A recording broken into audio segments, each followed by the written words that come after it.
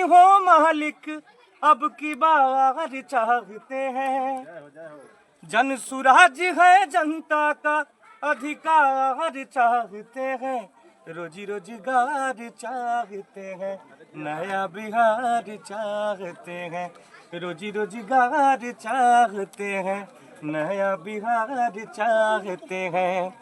पढ़ा लिखा हो अपना परिवार चाहते हैं, रुके पलायन यहीं पे हो व्यापार चाहते हैं। अभी थनुआ गांव में पहुंचे हुए हैं जनसंपर्क अभियान के तहत।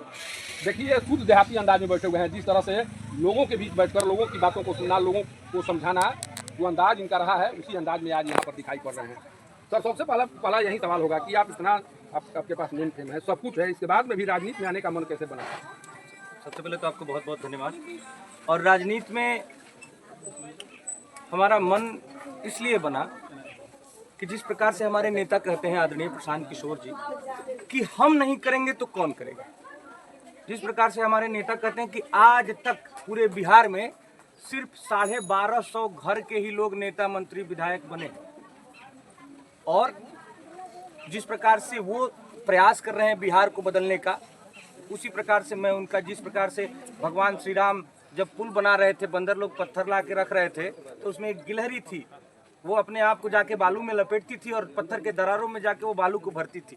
तो जिस प्रकार से वो गिलहरी सहयोग करती थी, उसी प्रकार से मैं आदरणीय प्रशांत जी का सहयोग कर रहा हूँ। इस बिहार को बदहाली से निकालने में हमारा मन बहुत ज़्यादा, जैसे कि मैं उनसे प्रेरित होकर आया हूँ। वो जिस प्रकार से उनका जीवन रहा है कि अगर वो चाहते तो भारत का कोई भी दल कोई भी मंत्री पद उन्हें दे सकता था, एक मंत्री पद दे के बिठा सकता था, कोई भी दल उन्हें राज्यसभा सांसद बना के भेज सकता था, लेकिन वो जैसे सब कुछ ठोकर मारकर एक बिहारी होने का कर्तव्य निभाते हुए आज गावे गावे, रोडे रोडे, धुरे धुर, कीचड़ कीचड़, आप देखिए उनका पजामा इतना लेटाया रहता है। आप समझिए, ये बातें सबको पता नहीं है। उनके आरा वाले सभा में उनके पसली में चोट लग गई है, हेयर फ्रैक्चर हो गया, यहाँ से यहाँ तक पट्टी लगी हुई है। वैसी परिस्थिति में एक आम आदमी, हम जैसे लोग बेड पकड़ लेंगे, लेकिन वो आदमी रोज पूरे बिहार में घूम रहे हैं और बिहार के लोगों को जगा रहे हैं कि जागो जागो भाई, अपने अधिकार को पहचानो और इस बार का वोट अपने अपने बच्चों का मुंह देखकर उनके शिक्षा, रोजी और रोजगार के लिए दो। क्योंकि देखिए भैया, एक बच्चा अगर पढ़ लिख के डॉक्टर इंजीनियर हो गया तो पूरे घर को गरीबी और बदहाली से निकाल के आगे लेके। लेकिन सर, सवाल यहीं से खड़ा होता है कि आप भले ही अभिनेता हैं, लेकिन राजनीति और राजनीतिज्ञों के बारे में जानते हैं। एक आम परसेप्शन बना हुआ है कि जितने राजनीति में जितने लोग हैं, जो सबसे ज़्यादा झूठ बोलता है, जो झूठा आश्वासन देता है, माना जाता है कि वो बहुत बड़ा राजनीतिज्ञ है, वो राजनीति की परिभाषा को समझ चुका है, राजनीति करने से आगे आ गई है। आप कहाँ तक सफल हो सके हैं? क्या आप भी झूठ बोलकर लोगों को आश्वासन दे रहे हैं, या मन से जो बातें निकल रही हैं वही बता रहे हैं? देखिए, अब कोई तो अपने आप को ये तो थोड़ी ना बोलेगा कि हम झूठ बोल रहे हैं, ये तो सवाल ही आप ऐसा कर रहे हैं। कोई भी नहीं बोलेगा कि भाई परसेप्शन, हमने कहा परसेप्शन बन चुका है लोगों के मन में कि लोग ज्यादा आश्वासन। Let me complete my words, let me complete my sentence. देखिए, कोई भी आदमी ये नहीं कहेगा कि मैं झूठा हूँ। और हम लोग अब जिस प्रकार से आपने शुरुआत में कहा कि भाई इतने बड़े गायक हैं, अभिनेता हैं, आपको क्या जरूरत पड़ गई, यही जरूरत पड़ी है। ये परसेप्शन बदलना है। और सुनिए, हम ये पैसा कमाने के लिए राजनीति में नहीं आए हैं। देखो, विधायक और मंत्री से पैसा मैं ऐसे ही ज़्यादा कमाता हूँ, तो मैं पैसा कमाने के लिए नहीं आया हूँ। मैं आया हूँ इस बिहार को इस बदहाली से निकालने के लिए, जो एक प्रयास कर रहे हैं आदरणीय प्रशांत जी बिहार को बदलने का। आप समझिए कि बिहार में क्या स्थिति है। हमारे लोग जाके दिल्ली, बम्बई, गुजरात में मार खाते हैं, ये किसका दोष है? अच्छा, आप भी कभी अभी समझा रहे थे, हम सुन रहे थे कि आप समझा रहे थे किस तरह से बिहारियों के साथ मुंबई में बिहेव होता है, महाराष्ट्र में बिहेव होता है। कभी आप भी शिकार हुए हैं? बिल्कुल। अरे भैया, मैं झेला हूँ। अरे बिहरिया करके मुझे बुलाया गया है, मैं झेला हूँ। मैं जनरल बोगी में बैठ के कैसे, बिहार के लड़के जो जाते हैं बाहर रोजी रोजगार के लिए, समझिए बहुत दयनीय स्थिति में जाते हैं, जानवरों की तरह। लैटरिन जहाँ होता है वहाँ तक लोग बैठे होते हैं, कभी कभी तो लैटरिन में भी बैठे होते हैं। ये परिस्थिति होती है जनरल बोगी की, जनरल डिब्बे की। मैं वैसी परिस्थिति में जनरल बोगी में बैठ गया हूँ, मैं झेला हूँ, तो इसलिए बोल पा रहा हूँ। मैं, आपने जिस प्रकार से कहा कि झूठे वादे जो करता है वो बहुत बड़ा राजनीतिज्ञ होता है, मैं राजनीतिज्ञ नहीं हूँ, मुझे राजनीति नहीं आता। मैंने जो झेला है वो मैं बात बता रहा हूँ। अच्छा, एक चीज़ बताइए हमको, आप जिस चीज़ को ट्रैक पर लाने की कोशिश कर रहे हैं वो पूरी तरह से दलदल की स्थिति है। दलदल की स्थिति में अभी लोग दिखाई पड़ रहे हैं, जो स्थितियाँ दिखाई पड़ रही है उसके अनुसार अगर जनसुराज की सरकार बनती है तो क्या उस दलदल को एक ऐसे ट्रैक में बदला जा सकता है? हालांकि प्रशांत किशोर जी दावा कर रहे हैं, लेकिन लोग विश्वास नहीं कर पा रहे हैं कि इस तरह की स्थिति भी हो सकती है। आपको लगता है क्योंकि आप तो आपके चेहरे से, आपके कारोबार से, या आपके चाहने वाले जो भी हैं वो कहते हैं कि एकदम निष्कपट भाव से रितेश पांडे जी रहते हैं, निष्कपट बातें करते हैं। आपको क्या लगता है, आपको कितना विश्वास हो रहा है प्रशांत किशोर जी के बातों पर? देखिए, उन्हीं को देख, आज के डेट में बिहार में कोनो ऐसा नेता नहीं है जो उनके सामने खड़ा होकर बतिया सके। समझ रहे बात को ना? और उनकी बातों का ही असर है कि नेता लोग भाग रहे हैं पीछे से, अब पब्लिक उनको दौड़ा रही है। दूसरी बात, जो आप दलदल वाली स्थिति बोले, तो अगर कोई चीज़ खराब है, ठीक है, कोई चीज़ गड़बड़ है, कोई चीज़ खराब है, तो उसको अगर हम खराब मान के छोड़ दे यथा स्थिति, तो वो सुधरेगी नहीं, क्योंकि हम मान चुके हैं कि ये खराब है। जब हम सकारात्मक तरीके से उसको बोलेंगे कि हाँ ये ठीक हो सकता है और काम करेंगे तो ठीक होगा। मैं एक फॉर एग्जांपल एक उदाहरण दे रहा हूँ।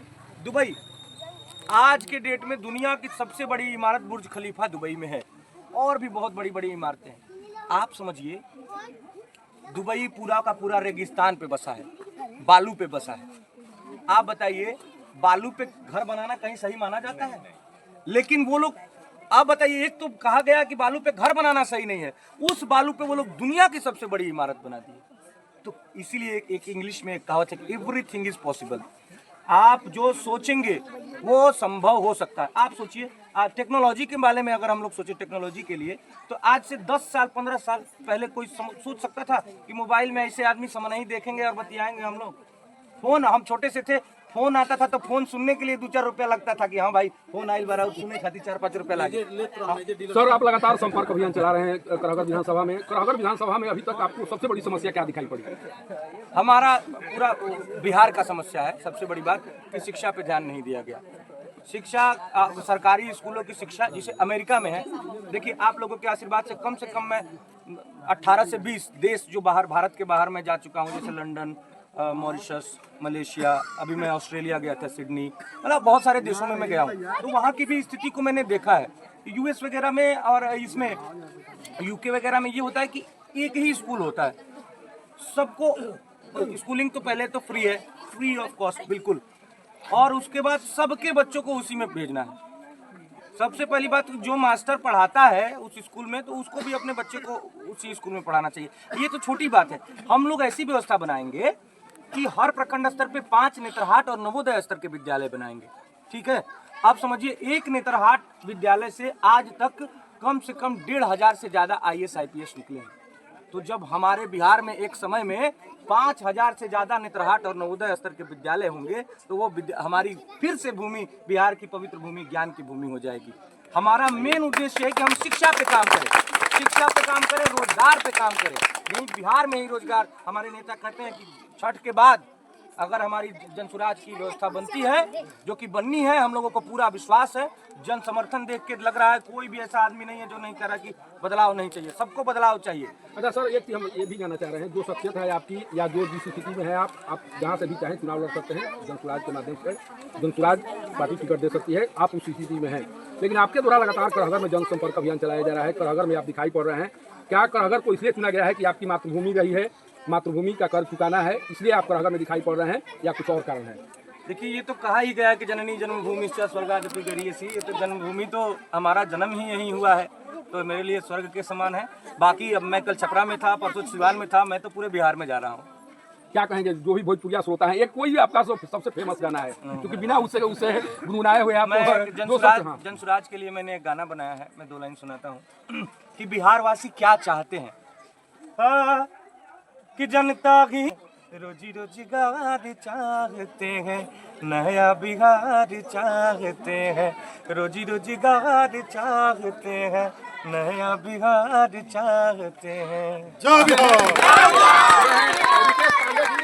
अभी बातचीत कर रहे थे, इनसे जब बातचीत हो रही थी मेरी, तो इस तरह का जरूर कहीं ना कहीं लग रहा है कि प्रशांत किशोर जी जो चाह रहे हैं, या प्रशांत किशोर जी लोगों को जो बताना चाह रहे हैं, उन बातों को ये बखूबी समझ चुके हैं, बखूबी तरीके से जान चुके हैं कि प्रशांत किशोर जी आखिर चाहते क्या हैं।